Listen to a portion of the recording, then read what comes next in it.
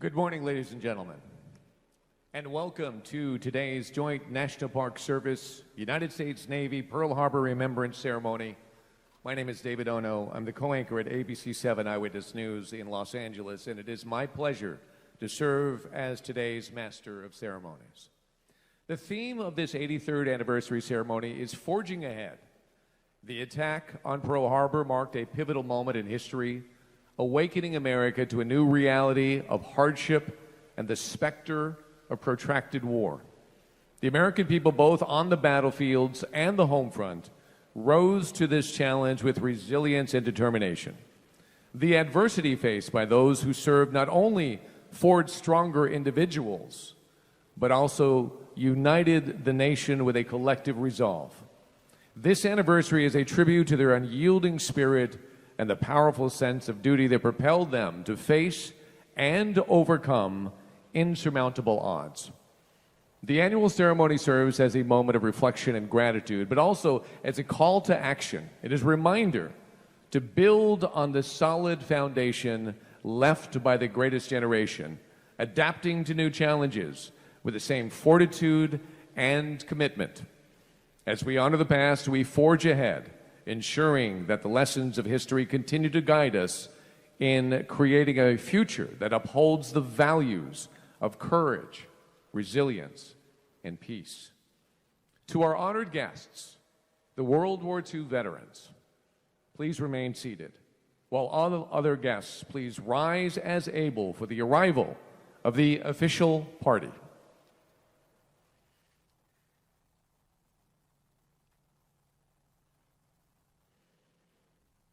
The official party for today's ceremony includes Miss Nikki Stratton, sponsor, USS Arizona.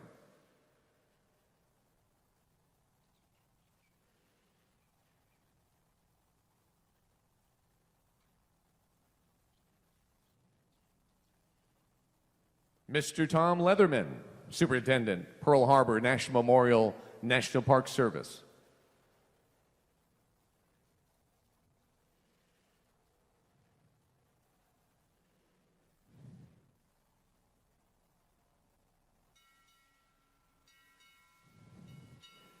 Navy Region Hawaii, arriving.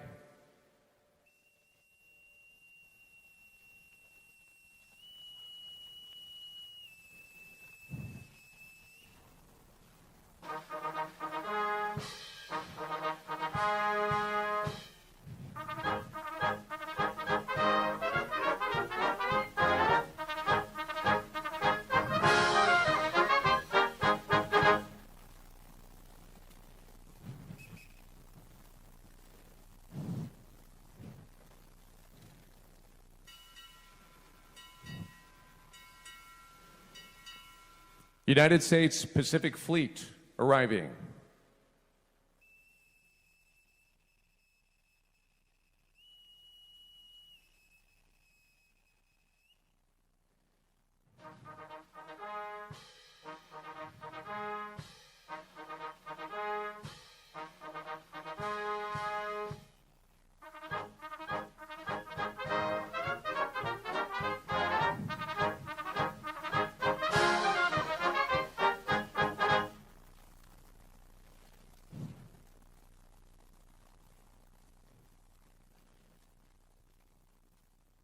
Side boys post.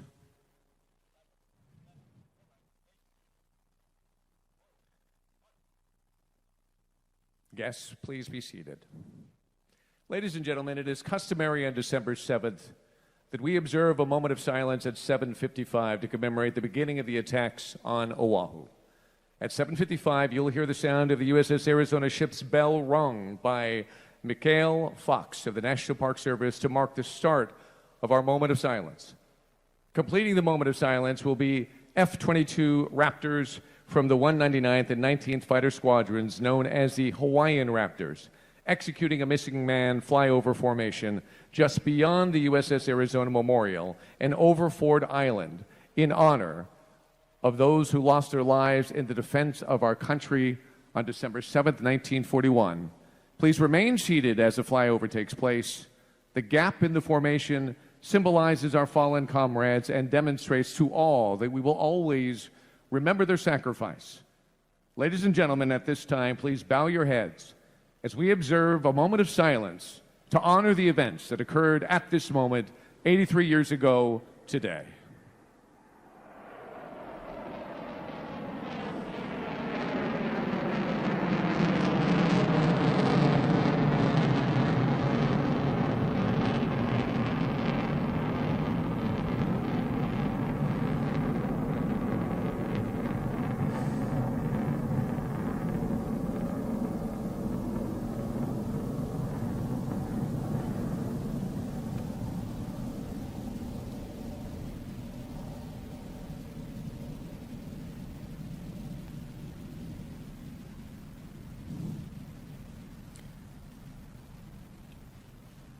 Ladies and gentlemen, thank you.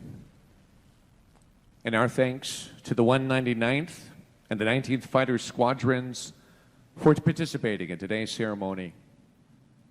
Please rise as able for morning colors and the performance of our national anthem and Hawaii State Song, Hawaii Pono'i, by the United States Pacific Fleet. Bugler, sound attention.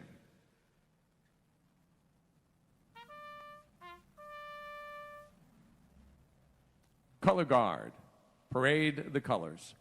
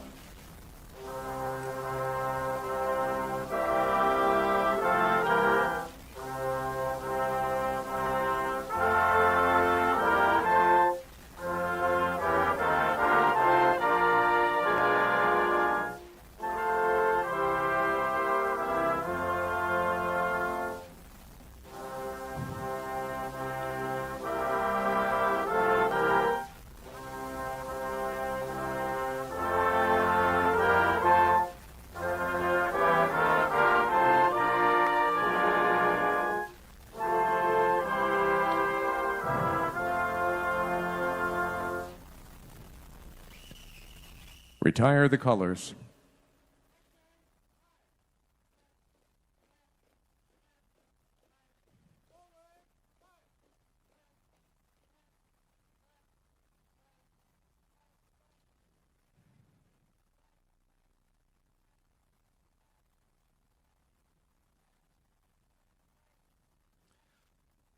Guests, please be seated. For over 100 years, Pearl Harbor has served as America's hub for naval activities in the Pacific of the United States Navy, remains steadfast in the commitment to emulate the legacy of service represented by all of those who served here in December 1941. The mission of Commander Naval Surface Group Middle Pacific is to manage the overall warfighting capability of the surface combatant force home-ported at Joint Base Pearl Harbor, Hickam. Coming into view, you'll see the guided missile destroyer USS Carl Levin with her crew lining the decks in the customary manning the rails formation. The crew of Carl Levin is proud to partake of the Pearl Harbor Remembrance, and Commanding Officer Brent J. Holloway, a native of Massachusetts, is honored to sail with his crew on this important day in national and naval history. It is customary for ships passing the Arizona Memorial to pay their respects by manning the rails. Today, in addition to rendering honors to the crew of the USS Arizona, still entombed in their watery grave, the Carl M. Levin will also render honors to the Pearl Harbor survivors and World War II veterans who have gathered with us today. This morning, we are honored to have with us Mr. Ira Schaub. On December 7, 1941, Mr. Schaub was stationed on the USS Dobbin as a tuba player in the ship's band. During the attack, he fed ammunition to machine gunners on his ship. He is now the sole survivor from his band. Mr. Schaub plans to come back to the ceremony every year while he can to represent all those veterans who could not make it. Mr. Schaub will face the USS Arizona Memorial representing all World War II veterans and return the salute to the USS Carl Levin as they pass close aboard. In recognition of the passing on the legacy, Mr. Schaub will be joined in the contemplation circle by Civil Air Patrol Cadet Staff Sergeant Axel Timmer and McKinley High School Junior ROTC Cadet Major Eugene Morris. Mr. Schaub, hand salute.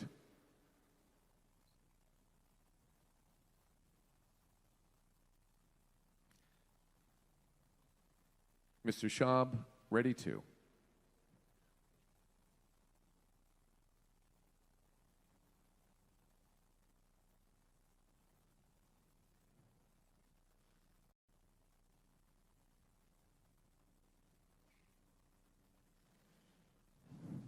Carry on. The men and women seated before us at our gathering represent America's greatest generation. No one before them and no one since has been asked to answer the call to serve and sacrifice the way that they did between the years of 1941 and 1945. It is only fitting that we, the generations that followed, honor them for their example of faithful service. We thank you, Mr. Schaub.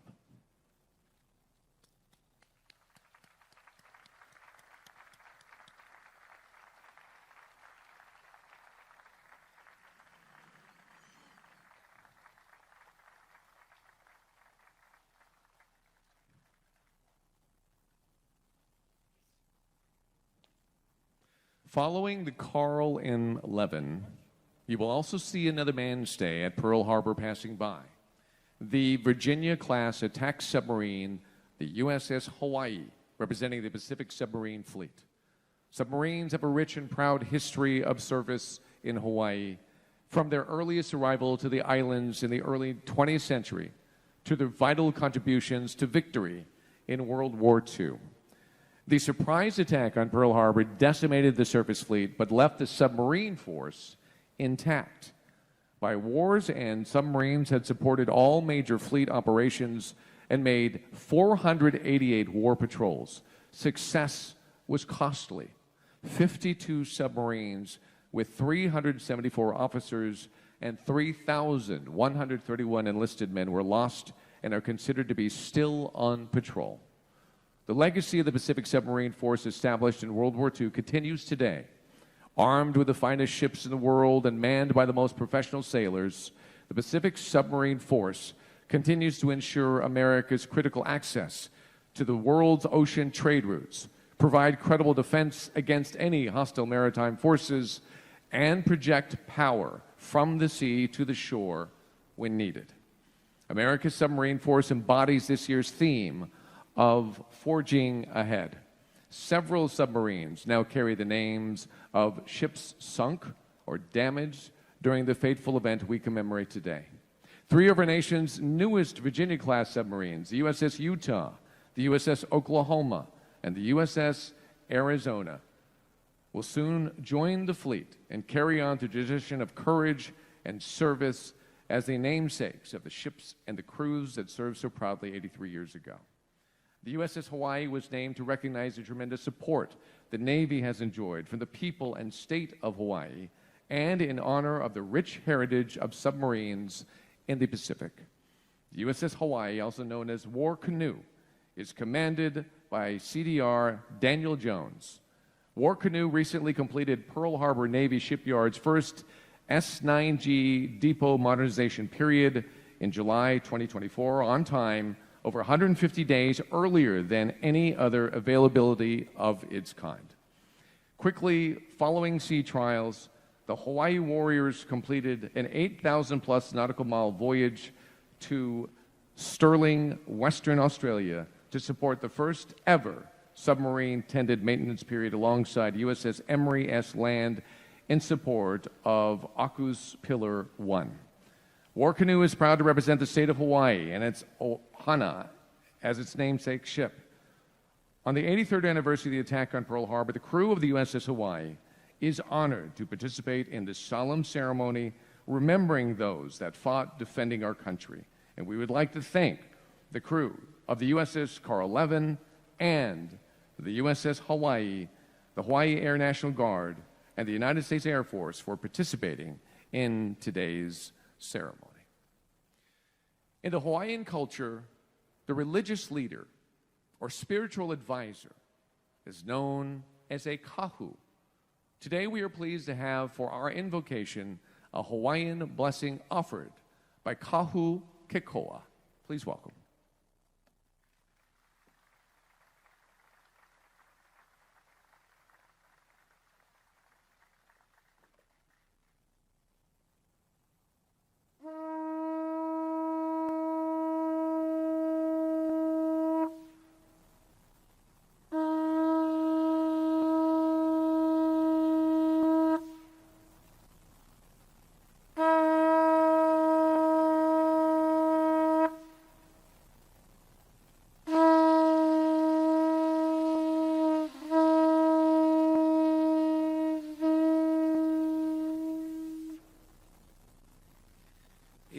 Aku ya Yehova I ka manawa o ko ola ana E ho ole ano ho I au e I ke akua A I ko I hau pona o ho pena Aloha e Aloha mai Aloha e Mahalo ke akua me ke aloha pumehana E malama ho o mai kaku he malu mau Mahalo kia kua, on this day of remembrance of 83 years, kia kua, we come to not just honor and remember, but today begin to look forward, and as we forge ahead in the spirit of peace, of unity, of not just our countries, but of the world. E pulikako, will you pray with me, please? E ko mako mako lani piha me kia aloha mahalo yawai no ko launa panamai me mako I kia la. Kia kua, on this beautiful December 7th, may your aloha spirit continue to abide by everything that we do in Hawaii, and specifically here at Pu'uloa, what we know today as Pearl Harbor. Kia kua, entombed here in the USS Arizona. Kia kua, we ask your aloha spirit once again a blessing over all of those who have served our countries well. And so today we ask your aloha spirit as we imua, as we ho'omu, as we move forward, in love, in peace, in joy, in finding huikala and forgiveness and moving ourselves forward. as a world. So may this be again a beginning place for all of us. We pule this blessing with much aloha on this December 7th, 2024. Amene no kia kua apau. Amene, amene, amene. Aloha and mahalo.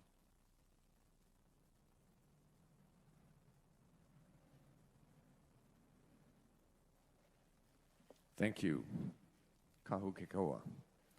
For over 40 years, the Japan Religious Committee for World Federation has offered a prayer for peace on this occasion, and we are honored to have them once again as part of this ceremony. At this time, we would like to invite Mr. Fumio Shishino to the Contemplation Circle to offer the traditional prayer for peace, followed by the English translation by Mayumi Miyahara. Please welcome.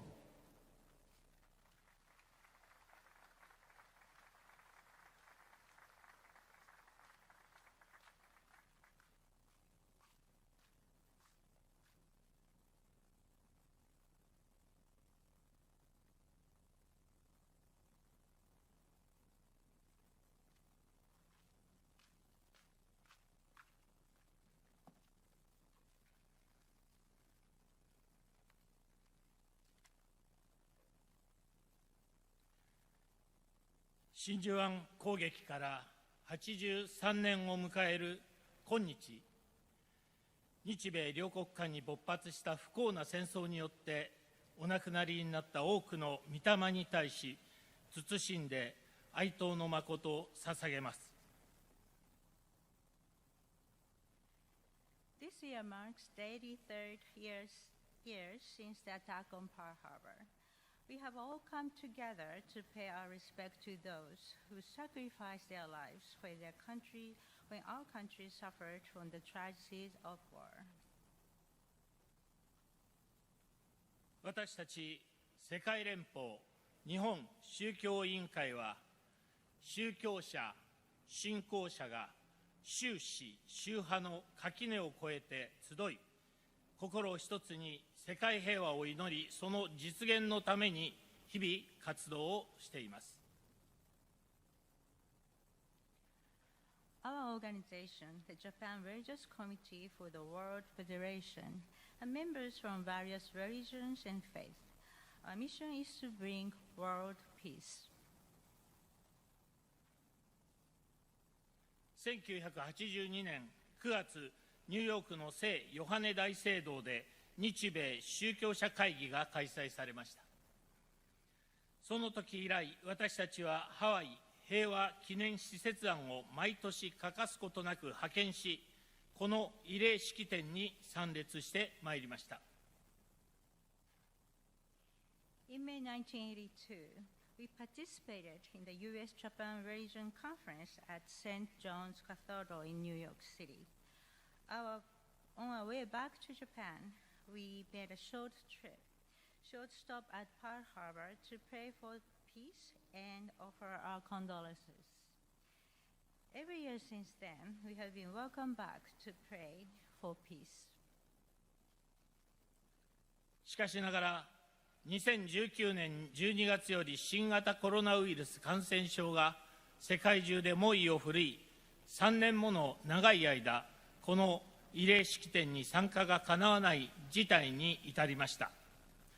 人類未曾有の被害を出したコロナ禍を乗り越え、平穏な日々がまた訪れるかに思われましたが、いまだ世界は戦争や紛争、貧困、自然災害など、さまざまな要因によって罪のない人々が大切な家族や友人を失い、多くの子どもたちが住む場所さえ奪われるといった悲惨な現実に直面しています。私たちは今こそ世界平和の実現に向けて、さまざまな困難に力を合わせて立ち向かわなければなりません。Since December 2019, coronavirus has spread the world, which has made it impossible for us to participate for 3 long years. Though we expected peaceful days would come back again after the pandemic, the world still faces challenges. Many innocent people are losing their families and friends, and many children lost their homes due to those challenges such as the wars, conflict, terrorism, poverty, and national disasters. Now it's a time for us to work together to face and overcome the hardships that we face.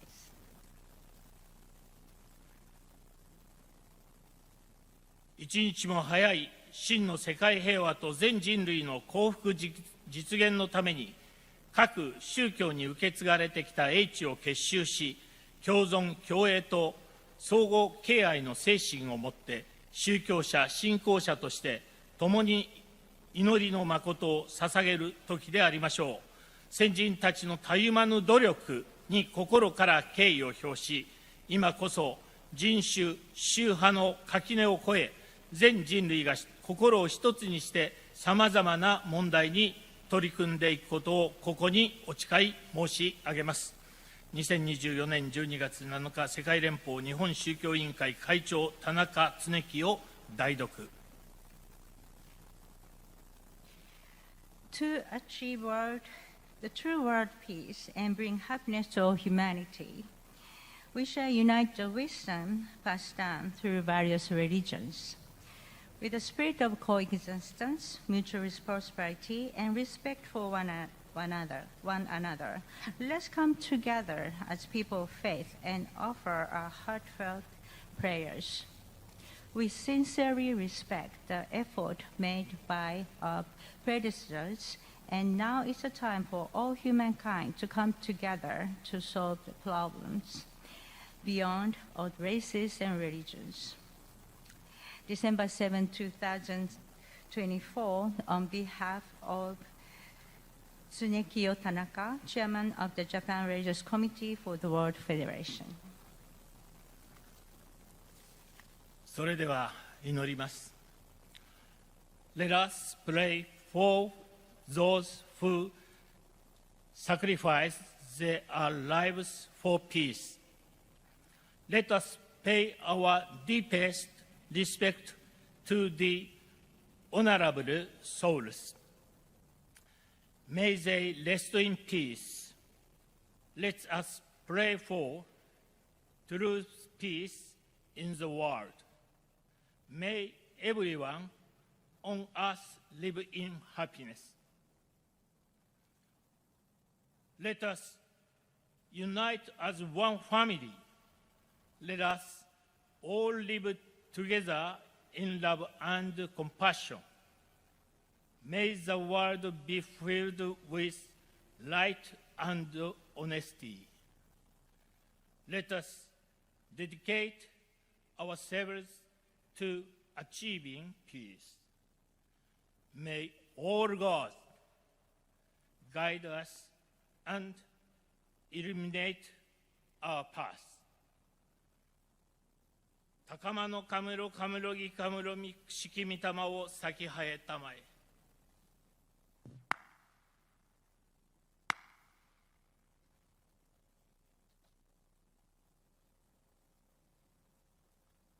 ありがとうございました。Thank you very much.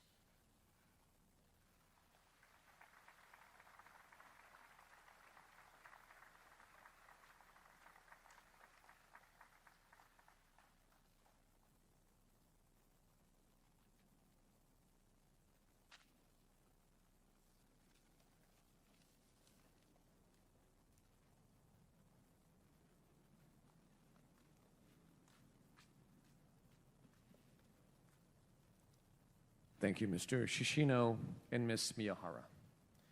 For nearly 2 decades, the National Park Service and the United States Navy have partnered together to conduct this annual National Pearl Harbor Remembrance Day commemoration.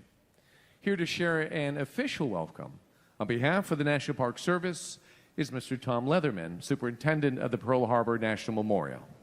Mr. Leatherman has been working for the Department of the Interior for over 35 years, starting as an intern in college in 1989. Before moving to Hawaii, Mr. Leatherman served as superintendent at the 4 National Park Service historic sites in the San Francisco Bay Area, including Port Chicago Naval Magazine National Memorial, and Rosie the Riveter, World War II Homefront National Historical Park. In October of 2021, he arrived on Oahu as the permanent superintendent of the Pearl Harbor National Memorial. Ladies and gentlemen, please welcome Mr. Tom Leatherman.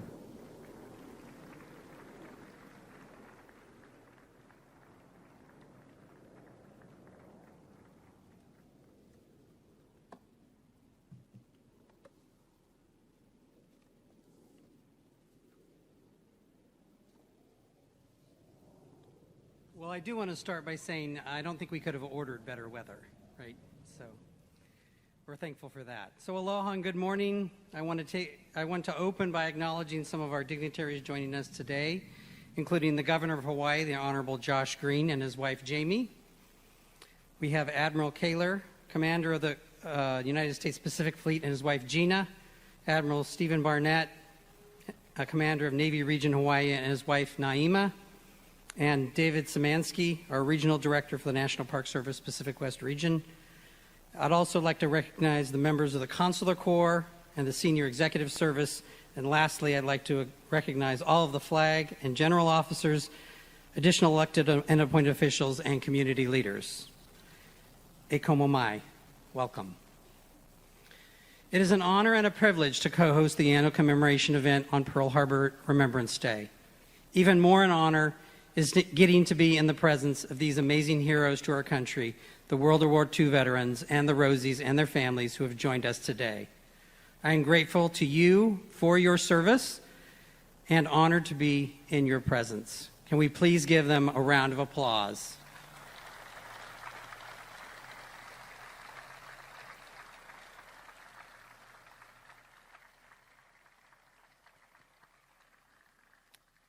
You inspire so many, including myself, and I thank you for all that you have done in service to our country. For the 83rd anniversary of the attack on Oahu here at Pearl Harbor, I continue to be deeply grateful for the opportunity to work with a great set of partners and public in preserving and sharing this special place. Most notably, I want to acknowledge the unwavering support of our two key partners, Pacific Historic Parks and the United States Navy.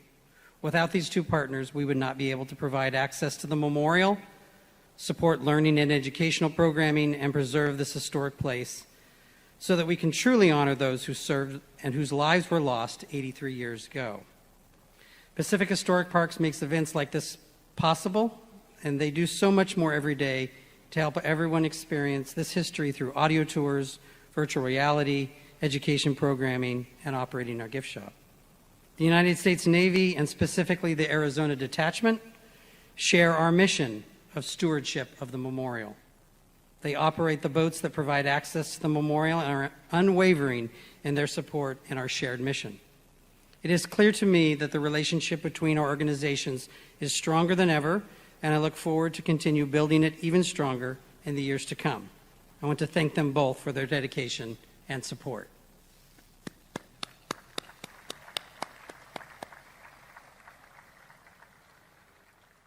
Lastly, I would be remiss if I did not thank and acknowledge the many staff from the National Park Service who work here every day, and some of whom have joined us just for this event, for their dedications and support for this special place. Without them, none of you would be able to visit and pay your respects.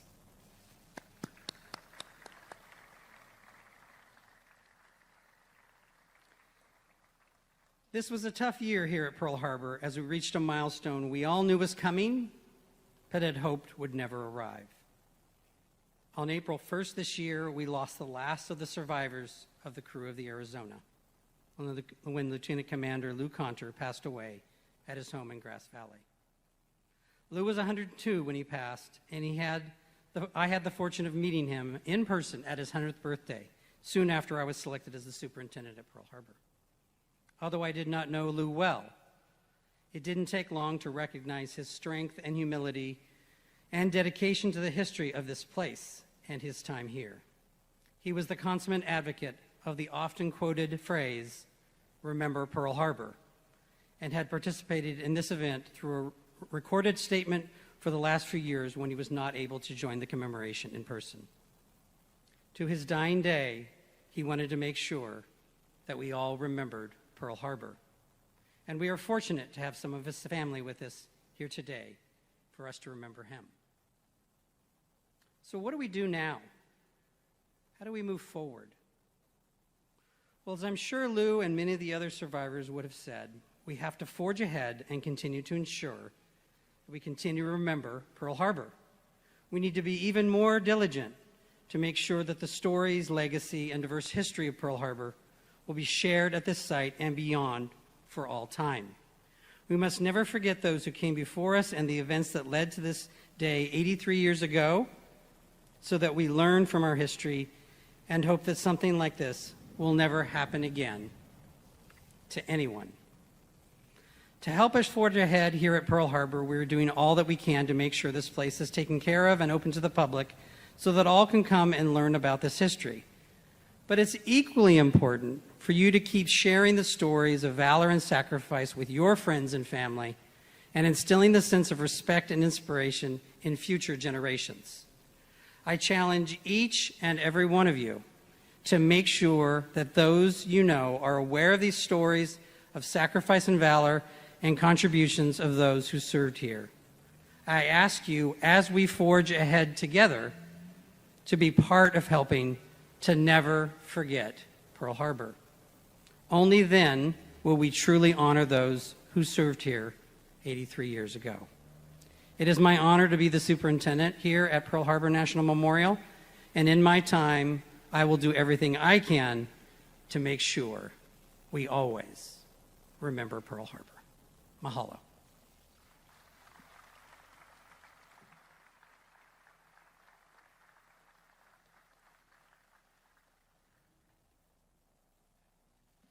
Thank you, Mr. Leatherman. The National Park Service shares the honor of serving as caretakers of the history of this hallowed ground with the United States Navy. Here to share an official welcome on behalf of the Navy and to introduce our special guest speaker is Rear Admiral Stephen Barnett, Commander, Navy Region, Hawaii.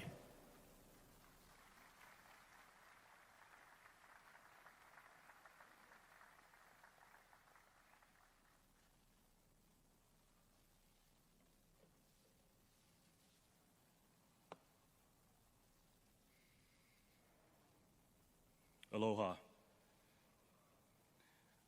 Thank you for being here. To our guests, to our service members, and most importantly, to the veterans sitting here with us, and those who are listening or actually watching online. It is my honor to be with you here today to thank you for your service to this fine nation. Make no mistake about it. We will always be grateful for your example, grateful for your service, and most importantly, grateful for your sacrifices. I often reflect that those who survived World War II will not be with us forever. Those who pass will be in our hearts, and they will always be in our memories. We will continue to pay our respects at the monuments that stand as a testament to their legacy, to their courage, and to their sacrifice. I'd like to thank Tom Leatherman and the National Park Service staff for our continued partnership.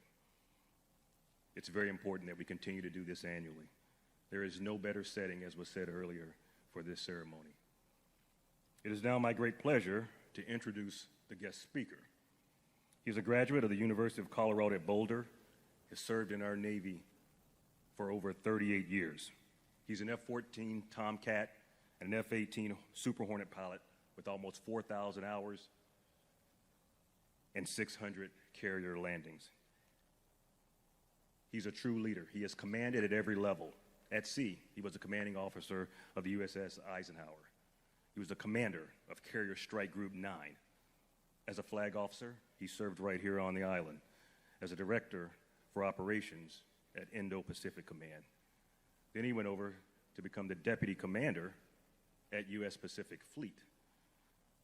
He's been the commander of 3rd Fleet in San Diego and also the director for strategy, plans, and policy called the J5 at the Joint Chiefs Staff at the Pentagon. Ladies and gentlemen, please welcome my boss, the commander of the United States Pacific Fleet, Admiral Kaler.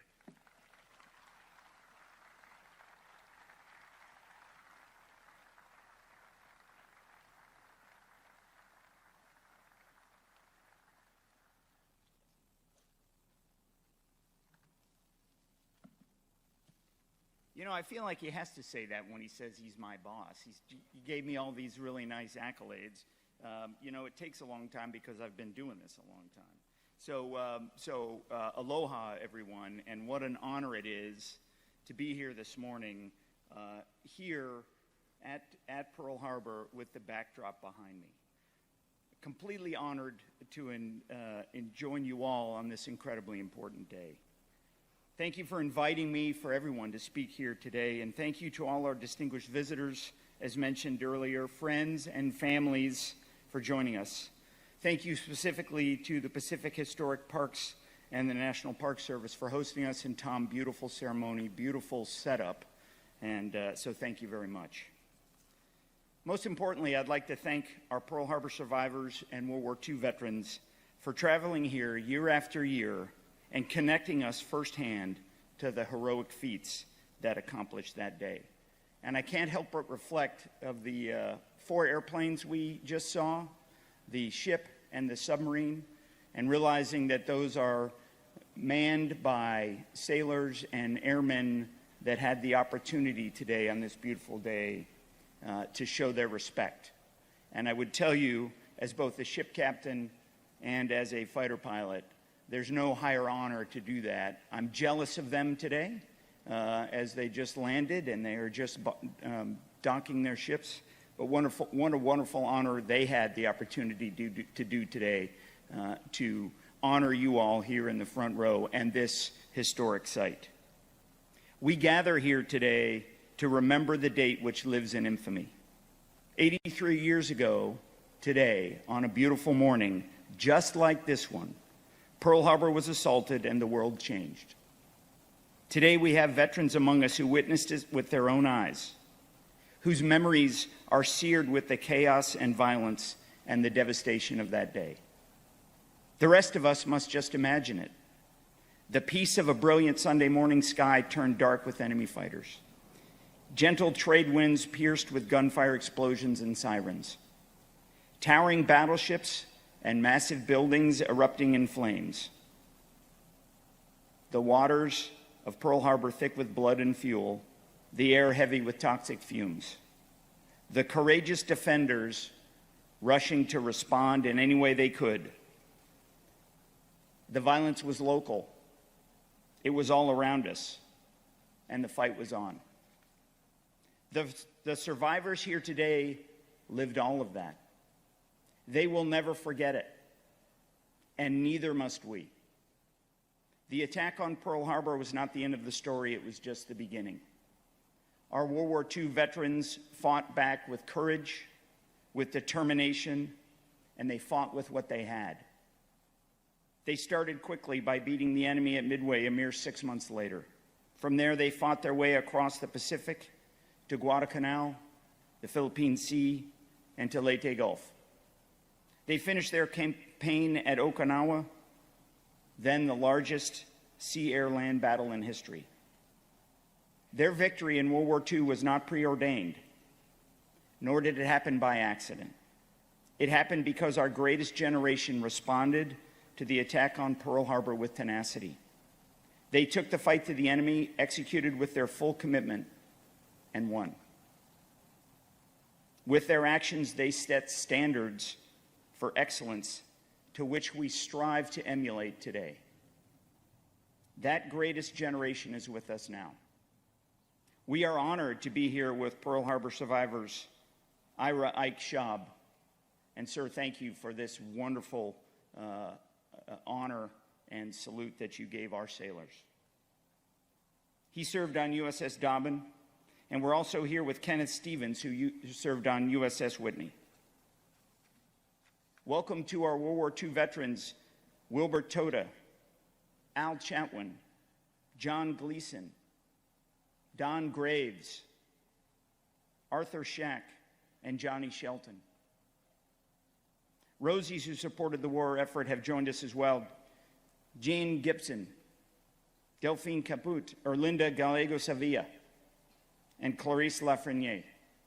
We are humbled by your presence and eternally grateful for your service and sacrifice. Your accomplishments and your victory continue to inspire us and give us purpose every day.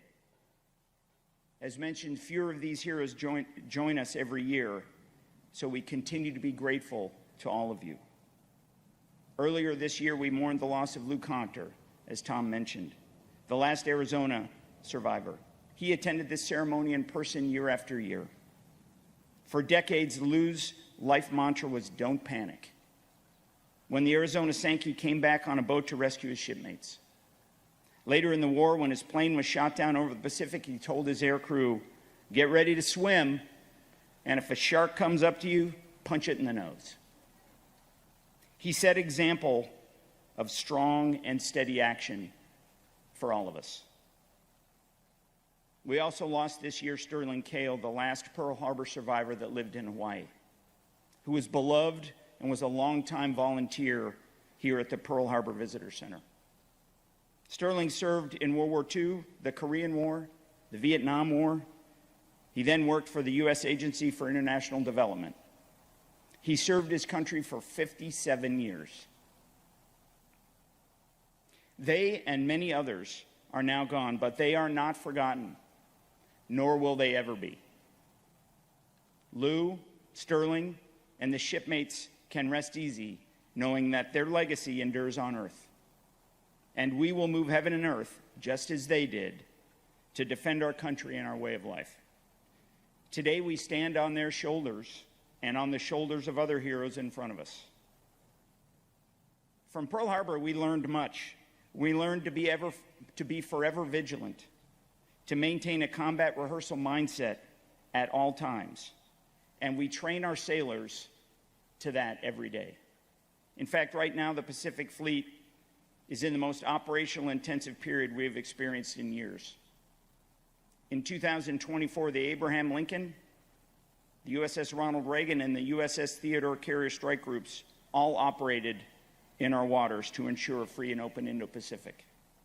We deployed 2 amphibious readiness groups, the America and the Boxer, together as a show of strength with our allies and partners.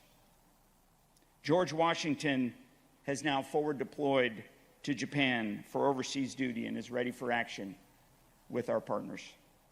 As I speak to you today, the carrier USS Carl Vinson and its strike group is transiting the West Pacific, and the Nimitz strike group is preparing to deploy. Our carrier strike groups, our surface ships, our submarines, our air wings, and our numerous other deployed units continue to excel every day far and wide in all domains. And our sailors continue to serve and uphold international law and defend our way of life. From the vastness of Oceania to the contested waters of the South China Sea, the men and women of the U.S. Pacific Fleet continue to do our nation's work every day, projecting capable and credible combat power. Fortunately, our sailors have tremendous support at home. Like our forebears, we have families, loved ones, and whole communities who stand by us, and we beside them.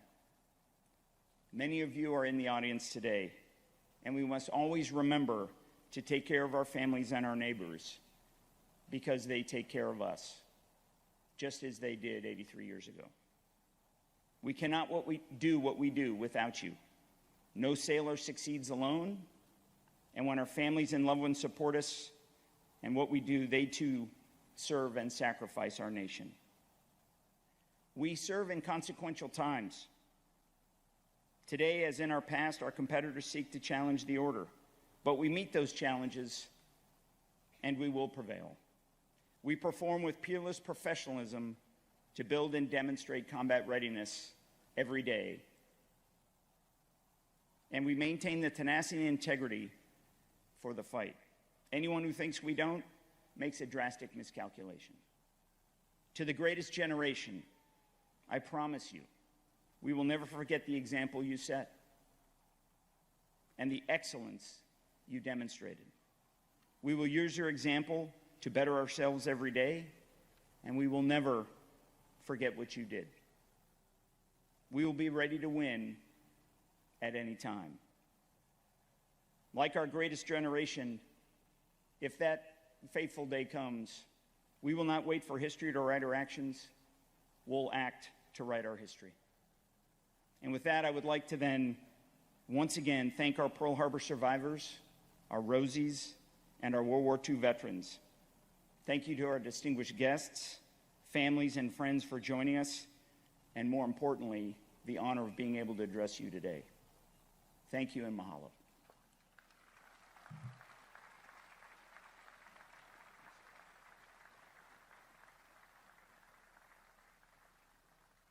Thank you, Admiral.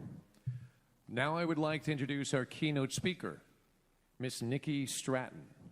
Nikki Stratton, a Colorado Springs native, is the youngest granddaughter of Donald G. Stratton, a heroic survivor of the USS Arizona during the attack on Pearl Harbor.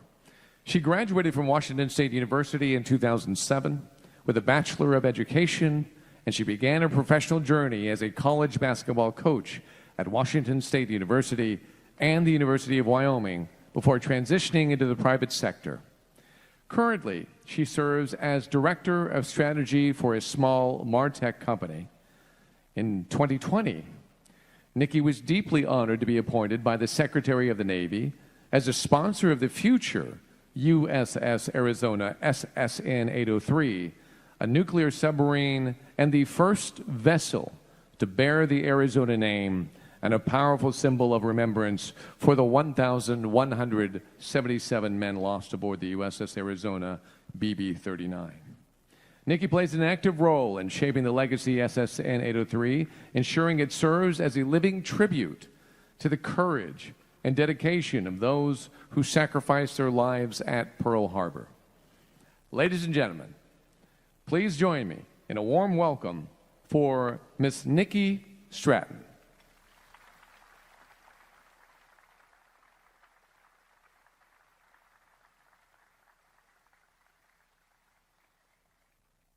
Aloha and good morning, distinguished guests, honored veterans, and families. It is a privilege to stand before you today as a member of the Stratton family, a family whose story is forever entwined with the legacy of Pearl Harbor and the enduring spirit of the USS Arizona.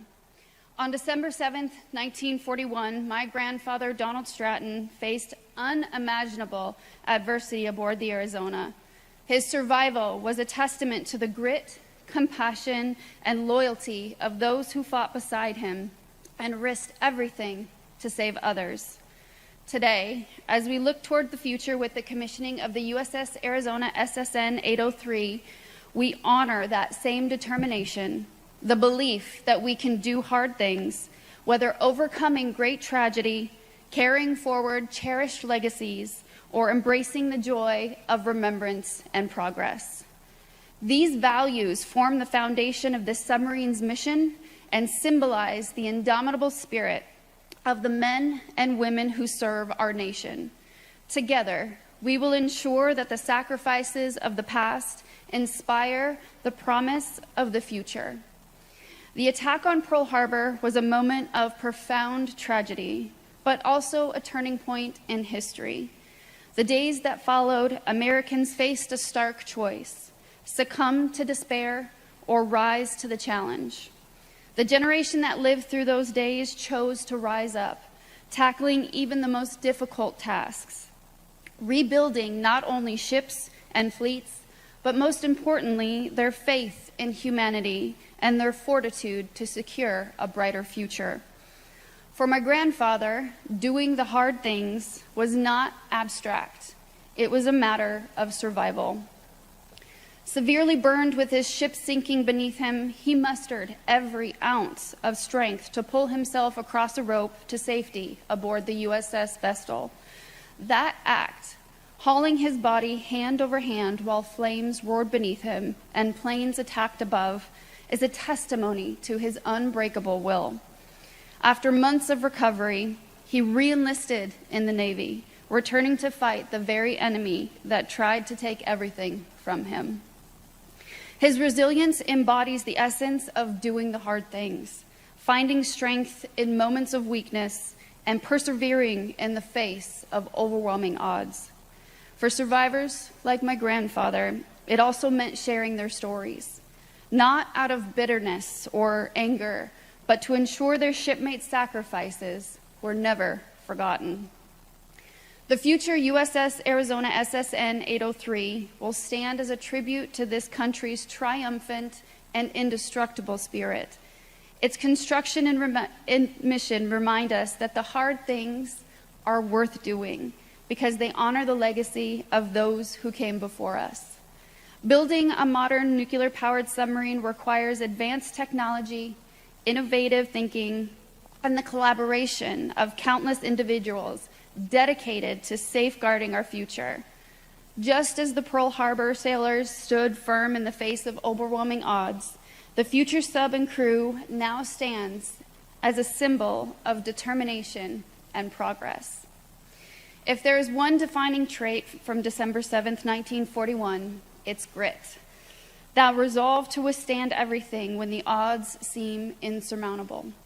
The attack decimated the Pacific Fleet, but rather than paralyzing us, it ignited the sleeping giant, mobilizing the entire country virtually overnight.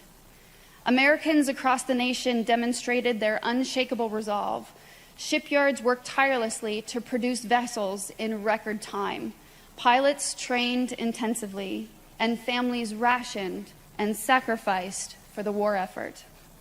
The grit of that generation is exemplified in the efforts like raising the USS West Virginia, which was repaired and sent back into action, or the USS California, refloated, modernized, and returned to battles to fight at Leyte Gulf.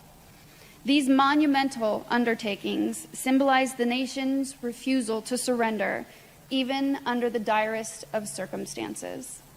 For my grandfather, grit became a way of life. Severely burned on over 65% of his body, he faced a choice no 19-year-old should ever have to make: succumb to the flames or fight for survival. Crossing the rope was an act of absolute stubbornness. Despite the pain of burned hands gripping a rough line, he pressed forward, traversing near the length of a basketball court, all driven by the will to live. That singular moment of grit defined not only his survival, but also the legacy he carried for the rest of his life. The future USS Arizona represents the determination to honor the past while forging ahead. It ensures the name USS Arizona is associated not only with loss, but with new resilience, strength, and an unbending will to sustain against all challenges it may come up against. Compassion, though quieter than acts of heroism, were equally vital in the aftermath of Pearl Harbor. Sailors risked their lives to save their brethren and their crew from the flames. Medics worked tirelessly to tend to the wounded. Civilians donated blood, delivered supplies, and provided comfort. Compassion-fueled acts of bravery that saved countless lives. For my family, compassion has always been central to honoring my grandfather's memory. His story is more than bravery or resilience. It's about the relationships he forged and the gratitude he carried for those who cared enough to act. Joseph L. George, the sailor who threw the rope that saved my grandfather and 5 others, embodied that compassion. Joe defied orders to cut the lines to the burning USS Arizona, instead choosing to throw a rope to my grandfather stranded on the platform. Joe could have looked the other way, followed protocol, and prioritized his own safety, but he didn't. His compassion led him to act, and in doing so, he gave those 6 men a chance to live. Decades later, my grandfather and other survivors fought for Joe to receive the recognition for his heroism. And that bond of compassion is part of what keeps the story of Pearl Harbor alive and thriving through 83 years of history. It reminds us that humanity's greatest strength lies in its ability to care for one another, even in the direst of circumstances. The 803 crew embodies this principle. The Navy's mission is rooted in compassion, protecting freedom and lives, even at great risk. Every mission undertaken by this submarine will reflect the belief that safeguarding others is a noble and necessary calling. Loyalty is another lasting quality that connects us to those who came before us. It is the steadfast commitment to one another, to a shared mission, and to the values we hold dear. 83 years ago, loyalty bound sailors to their shipmates and leaders to their crews. For my grandfather, loyalty was woven into the very fabric of his being. Despite his injuries, he re-enlisted in the Navy, not out of obligation, but out of loyalty to his fallen brothers and the ideals that they had fought to defend. The naming of SSN 803 after the USS Arizona reflects this same sense of loyalty. It is a commitment to honoring the legacy of those who served aboard the original ship and the promises that their sacrifices will never be forgotten. Amid the weight of tragedy, joy may seem elusive, but it is vital. Joy gives us strength to persevere, the capacity to celebrate life, and the ability to honor those we've lost by cherishing the world they fought to protect. For my grandfather, joy was not the absence of hardship, but the ability to embrace life despite it. He lived through unimaginable pain after the attack, both physically and emotionally. Yet even as he carried the scars of that day for the rest of his life, he also carried an appreciation for life's simple joys. Whether it was sharing stories with family, enjoying the laughter and antics of his grandchildren and great-grandchildren, or sharing a quiet moment with my grandmother, watching this incredible life they created go by, my grandfather found ways to celebrate the beauty of the world he had fought so hard to preserve. Joy was also present in the bonds he shared with his fellow survivors. Their annual reunions filled with laughter, camaraderie, and heartfelt remembrance were a testament to the enduring connections forged through a shared experience. Even as they honored those who were no longer with them, these gatherings were infused with a sense of gratitude for the lives they had lived, the friendships they had built, and the chance to tell their stories to future generations. The Arizona to come symbolizes this same unwavering sense of joy. While its mission is serious and its purpose rooted in the solemn memory of the USS Arizona, it also represents the celebration of progress and the resilient strength of the human spirit. The commissioning of this submarine will be a joyful occasion, not because it diminishes the tragedy of Pearl Harbor and the USS Arizona battleship, but because it honors that tragedy by showing how far we've come.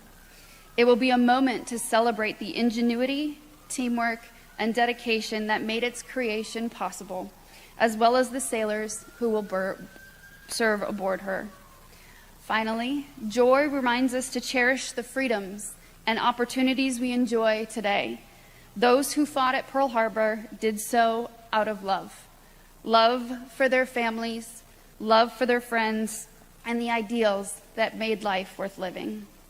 By finding joy in our lives, we honor their sacrifice and ensure their efforts are not in vain.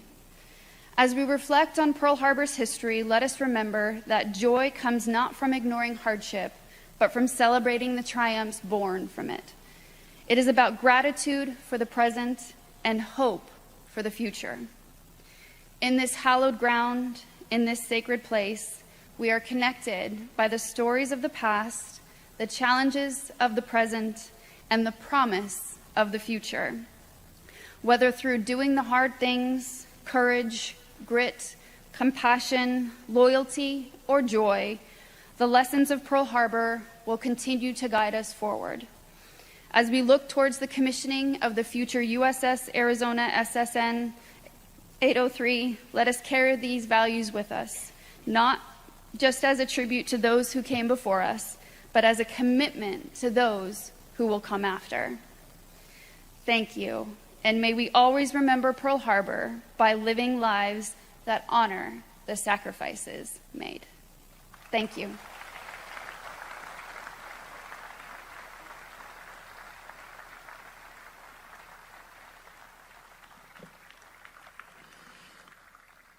Thank you, Ms. Nikki Stratton.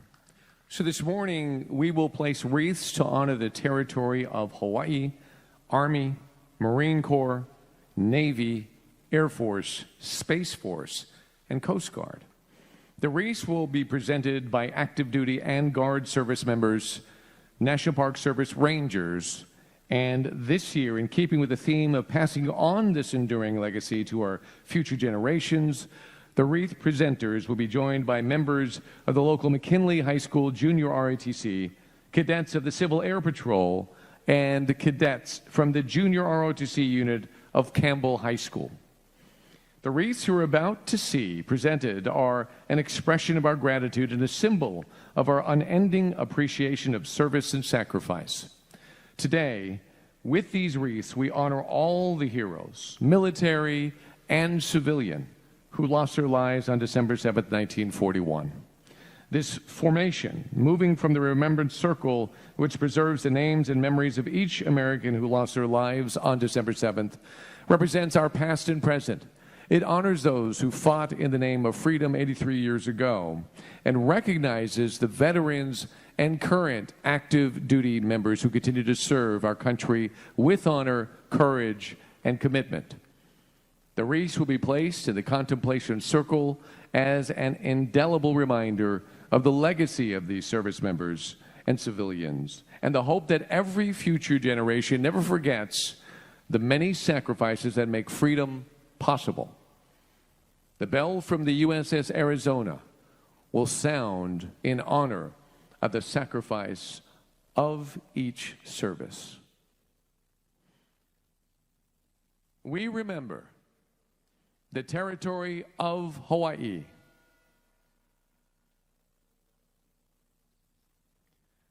On that fateful morning, we remember the 49 civilians who lost their lives as a result of the attack. As a base for all of the military services, the then territory of Hawaii and its citizens played a major role in one of history's greatest salvage and repair efforts, quickly restoring most of the damaged ships and expediting their return to the fleet. Hawaii's citizens opened their homes and businesses to servicemen stationed in the islands and to those returning from war patrols. Today, the state of Hawaii remains a strategic and welcoming home port for our military, continuing to offer aloha to all. Representing the territory of Hawaii is CSM Brandon Kumale of the Hawaii Air National Guard, Ranger Joe Borgia from the National Park Service, and McKinley High School Junior ROTC Cadet Captain Amara Aro.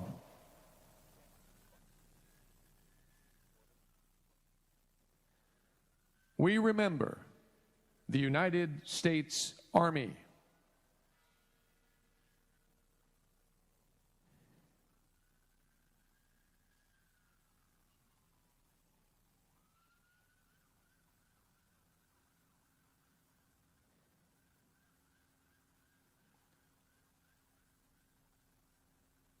While many history books tend to focus on the Pearl Harbor attack, the brave members of the United States Army fought diligently to defend their posts on December 7th, 1941. In total, 233 soldiers were killed during the surprise attack. Today, from Schofield Barracks to Bellows Airfield, the U.S. Army stands ready to defend our nation and maintain a steadfast presence on Oahu. Representing the United States Army is Sergeant Richard Rodriguez, Ranger Tito Griffith from the National Park Service, and McKinley High School Junior ROTC Cadet Captain Ryan Kapakungan.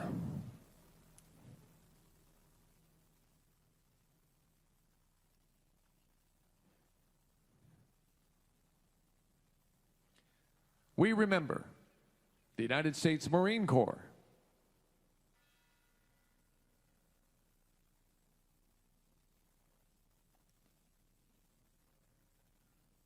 Many may not realize until visiting the USS Arizona Memorial that a United States Marine detachment made up part of each battleship's crew. A total of 109 Marines lost their lives that day, 105 perished aboard ships in Pearl Harbor, and 4 were killed in action at the Eva mooring mast field. Today, Marines continue the tradition of serving our nation wherever and whenever they are called upon. Their commitment to self-sacrifice and dedication provide a cornerstone for our nation's defense in the challenges of the 21st century. Representing the United States Marine Corps is Sergeant Alan Reyes, Ranger Phil Legenfelter from the National Park Service, and Campbell High School Junior ROTC Cadet Lieutenant Robert Kabating.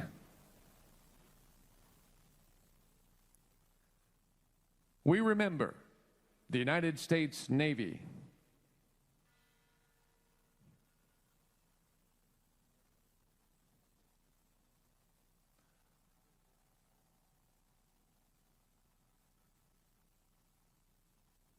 (1,999) sailors lost their lives in the December 7th attacks on Pearl Harbor and Naval Air Station Kaneohe Bay. Many sailors met their final resting place in the waters directly behind me while defending their ships and helping their shipmates escape the burning waters. Many more assisted in rescue and recovery efforts in the days and weeks that followed. The sailors of today's Navy continue to serve with honor, courage, and commitment to protect our nation's interests at sea.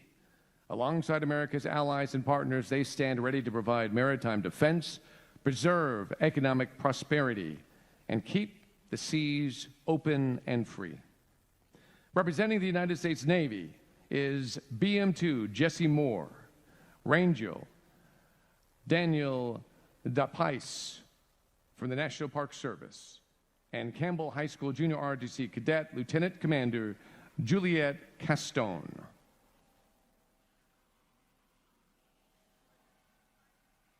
We remember the United States Air Force.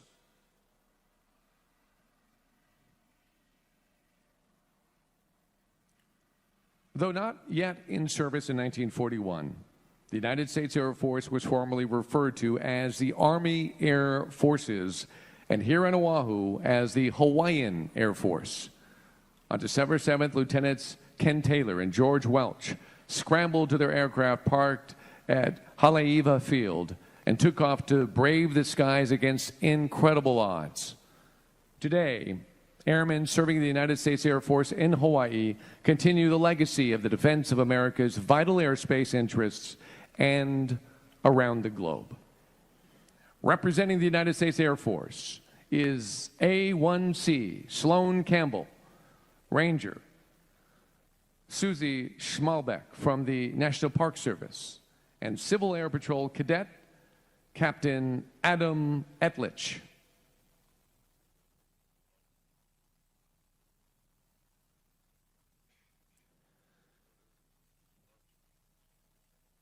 We remember the United States Space Force.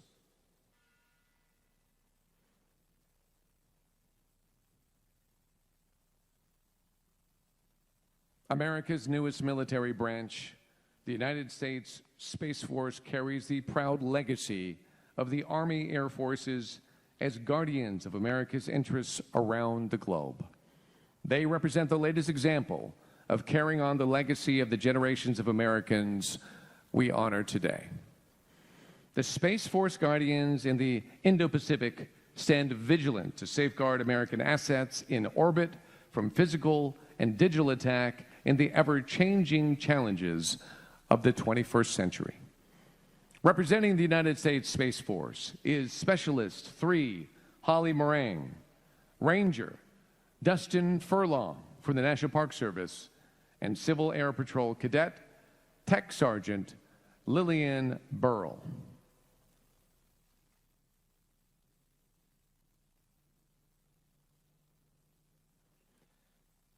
We remember the United States Coast Guard.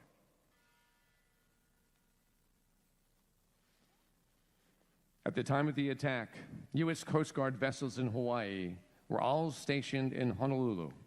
At 6:45, the patrol craft Tiger intercepted a dispatch from USS Ward that claimed destruction of a submarine.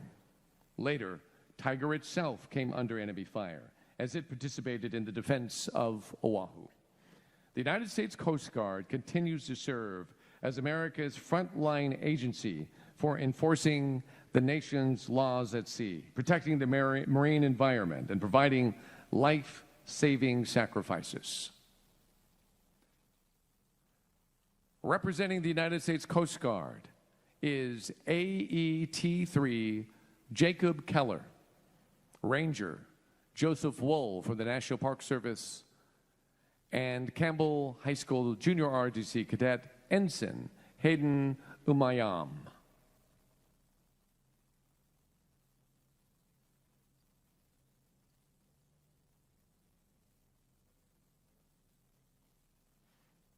At this time, the Wreath presenters representing today's generation of veterans will salute the greatest generation for their service and their legacy.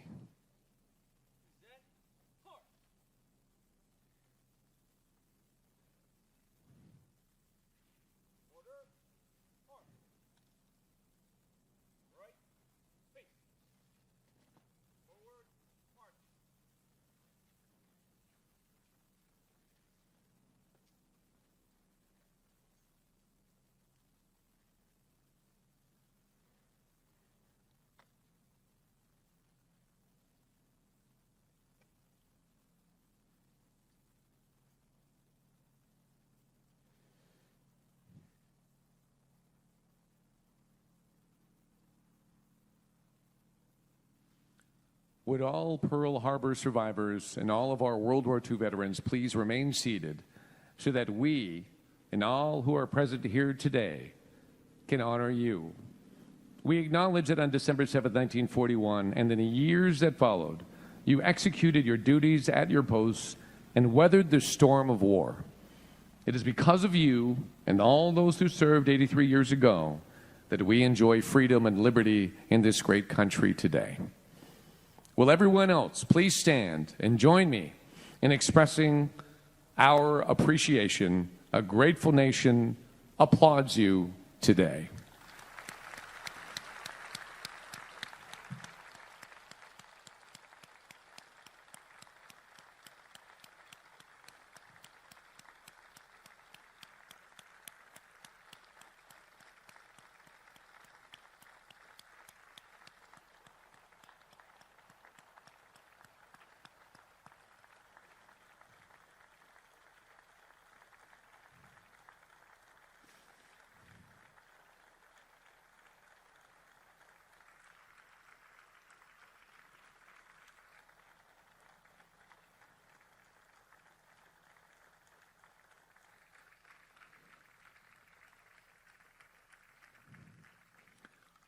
Ladies and gentlemen, please remain standing for the benediction and the Marine Corps Rifle Salute.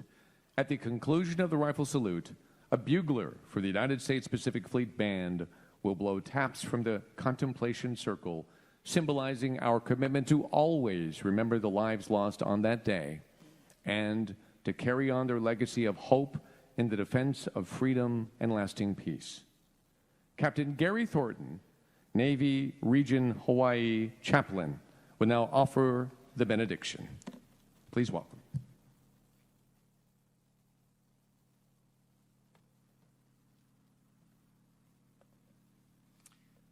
Aloha and good morning, ladies and gentlemen. Please join me in this prayer of benediction. Let us pray. Keakua, God of our fathers, Creator God, as we stand on these hallowed grounds, Pu'uloa, as we look upon this national shrine, we guard in our hearts the sacred memory of those who gave their lives here so long ago. Bless us, O Lord, as we humble ourselves in thy presence, paying tribute to our shipmates and other service members, those from what many have called the greatest generation who so valiantly served our country, many of whom rest here today in honored glory, ever on patrol. Amidst the peace and tranquility of this place, we pledge to remember their heroism on the 7th of December, 1941. We will never forget the courageous exploits and the incredible legacy of those who made the supreme sacrifice, who paid the ultimate price along with those who survived, was not in vain. At a moment's notice, they, soldiers, sailors, airmen, Marines, and yes, Coast Guardsmen, defended America's freedom.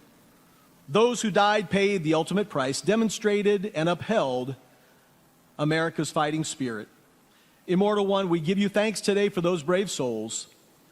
Almighty God, you declared that no greater love hath any man than to lay down his life for friends. May we each and every one be willing to follow their example when duty calls. May we embrace and embody that same warrior ethos, all the while praying for the day when our enemies become our friends, when our swords shall be beaten into plowshares and our spears into pruning hooks. A day when nation shall not lift up sword against nation, neither shall they learn or wage war anymore. Eternal Father, until that glorious day, and as we prepare to depart this place and forge on, we ask that you would bless us and keep us, that you would make your face to shine upon us and be gracious unto us, that you would lift up your countenance upon us and grant us your peace. This we ask in your most holy, mighty, matchless, and wonderful name. Amen.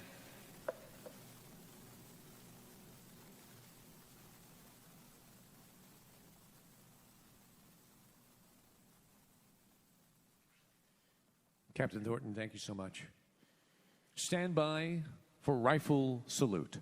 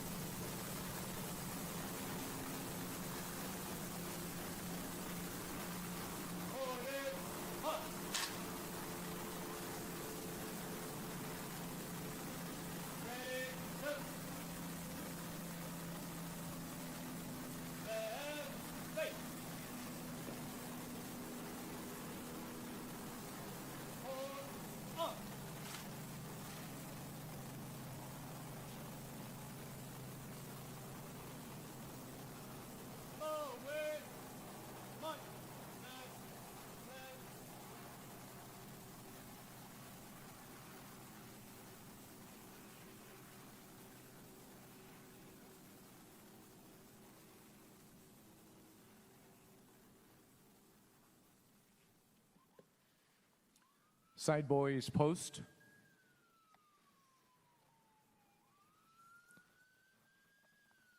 On behalf of the National Park Service of the United States Navy, thank you for attending today's observance of the 83rd anniversary of the attack on Oahu, and for continuing to remember and honor the sacrifices made by those who served here December 7th, 1941. To those who are watching our ceremony through our online broadcast, we also extend our sincere aloha. Thank you to the Defense Media Activity providing the live stream. This ceremony would not have been possible today without the critical assistance of Pacific Historic Parks. Please remain standing for the departure of the official party.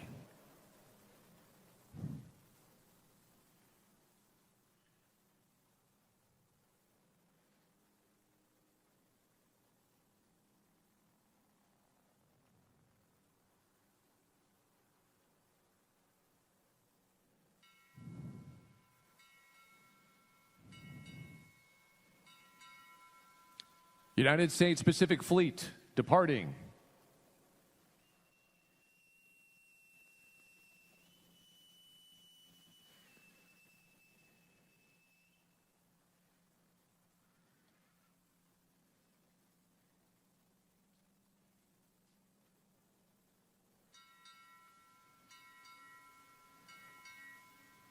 Navy Region Hawaii departing.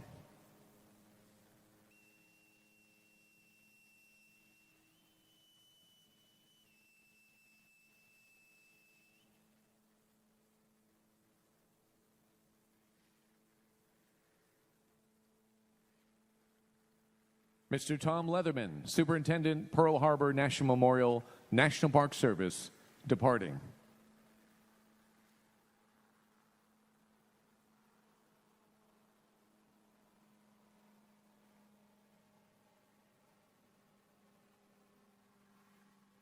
Miss Nikki Stratton, sponsor, USS Arizona, departing.